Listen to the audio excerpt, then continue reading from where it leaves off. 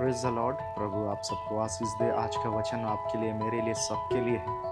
और मैं विश्वास करता हूँ कि आप सब प्रभु में चल रहे होंगे, सच्चाई से, खराई से चल रहे होंगे, प्रभु की महिमा कर रहे होंगे। क्या आपको किन चीज़ों को पकड़ना चाहिए, किन चीज़ों को छोड़ना चाहिए? और बाइबल भी इस बात को कहता है, जो अच्छी बातें हैं उसे पकड़ो और जो बुरी है उसे छोड़ दो। तो हम लोग क्या करते हैं, बुरी बातों को लेके दिल में बैठते हैं, दिमाग में बैठते हैं, जिससे चिंता, डिप्रेशन, परेशान हो जाते हैं।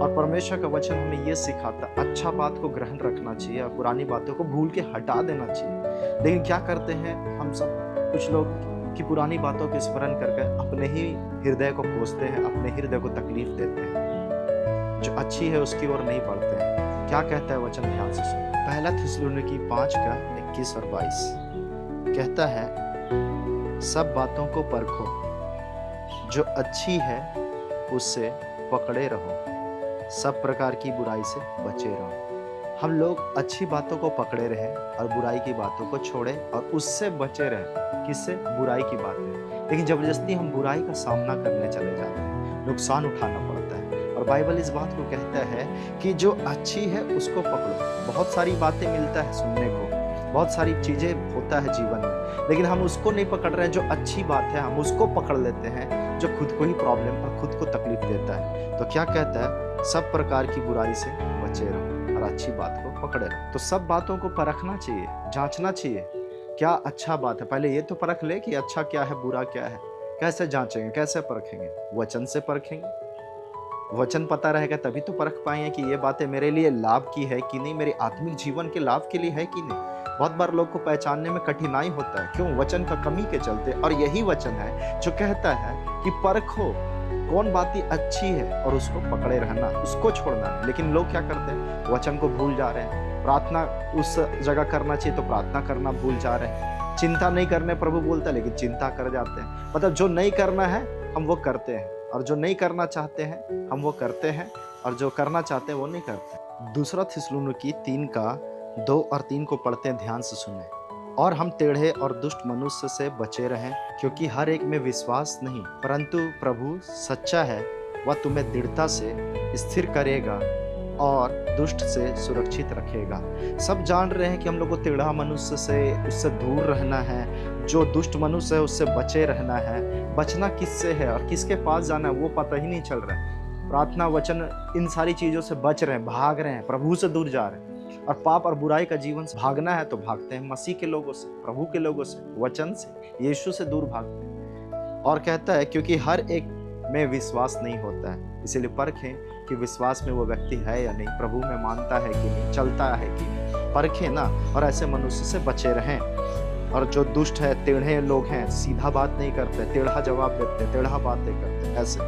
परंतु प्रभु क्या है? सच्चा है, वो तुम्हें क्या करेगा? स्थिर भी रखेगा, और तुमको क्या करेगा? वो बचाएगा भी। दूसरा तिमुथी 2 का 16 में कहता है, पर अशुद्ध बकवाद से बचा रह, क्योंकि ऐसे लोग और भी अभक्ति में बढ़ते जाएंगे। तो ऐसे लोग और भी बढ़ते जाएंगे। अशुद्ध बकवाद, जो ऐसी बातें करता है, जो बुरा बातें, जो आपको प्रभु से दूर कर रहा, जो तकलीफ दे रहा है, तो उन बातों को जान लीजिए जो आपको प्रभु से दूर कर रहा है। और अशुद्ध बकवाद, जिससे कोई फायदा नहीं, लाभ नहीं, उन चीजों से बचा रहो।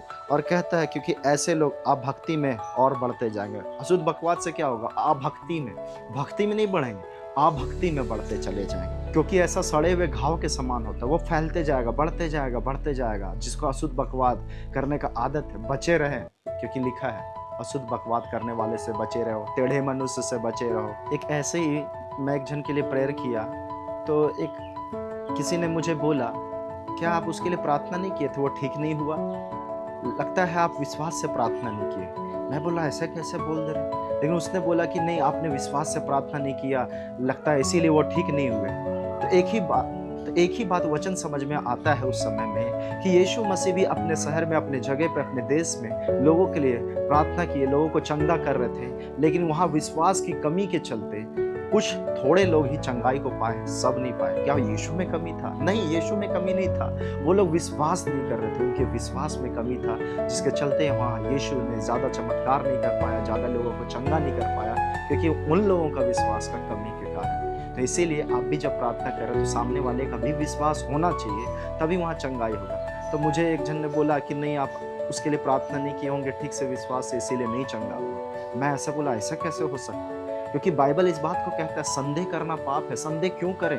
मेरे को तो विश्वास था कि मैंने विश्वास से प्रार्थना किया है और धन्यवाद दिया कि मान लिया कि वो चंगा हो चुका है। लेकिन वहाँ पे चंगाई नहीं आया, इसका मतलब है कि वहाँ पे उनके विश्वास की कहीं न कहीं कमी। मैं यही समझा, ऐसा भी होता है कभी-कभी कि सामने वाला विश्वास नहीं करने के चलते भी वहाँ चंगाई रुक जाता है। इसीलिए पृथ्वी में 2 लोग एक मन होना चाहिए, जिससे प्रार्थना ना रुके और उसे आशीष मिल सके, वो चंगाई मिल सके, वो छुटकारा मिल सके। मार्कुस 5 का 35 और 36, वह यह कह ही रहा था कि आराधनालय के सरदार के घर से लोगों ने आकर कहा, तेरी बेटी तो मर गई, अब गुरु को क्यों दुख देता है?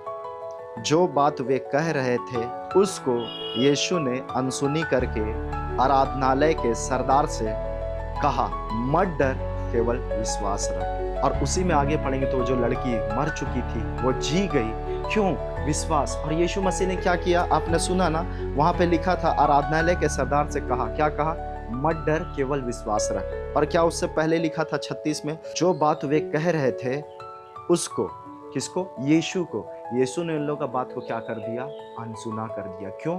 क्योंकि वो लोग डाउट ला रहे हैं, संदेह लाने की कोशिश कर रहे हैं, बोल रहे हैं नेगेटिव बात। क्या बात? नेगेटिव बात। यीशु ने बोला कि लड़की मरी नहीं, सो रही है। आगे आप पढ़ेंगे तो सोचिए यीशु किन को बात को अनसुना कर रहे हैं, किन लोगों का बात को अनसुना कर रहे हैं? जो नेगेटिव बोलते हैं और अपने लोगों को, चेलों को, जो लोग विश्वास करते हैं उनको उस जगह पर, उस घर पर लेके गए। उस लड़की को कहा यीशु ने, उठ, और वो उठ गई। जो मरी हुई थी वो उठ गई। क्यों? क्योंकि विश्वास था।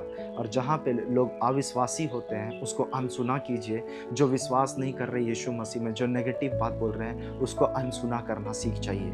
क्योंकि आप उस अनसुना करेंगे तभी आप प्रभु में बढ़ेंगे। लेकिन क्या को ग्रहण करना है, क्या को नहीं करना, आप नहीं समझ पा रहे, जिसके चलते आत्मिक जीवन में उन्नति नहीं होता है, निराशा आ जाता है। क्यों?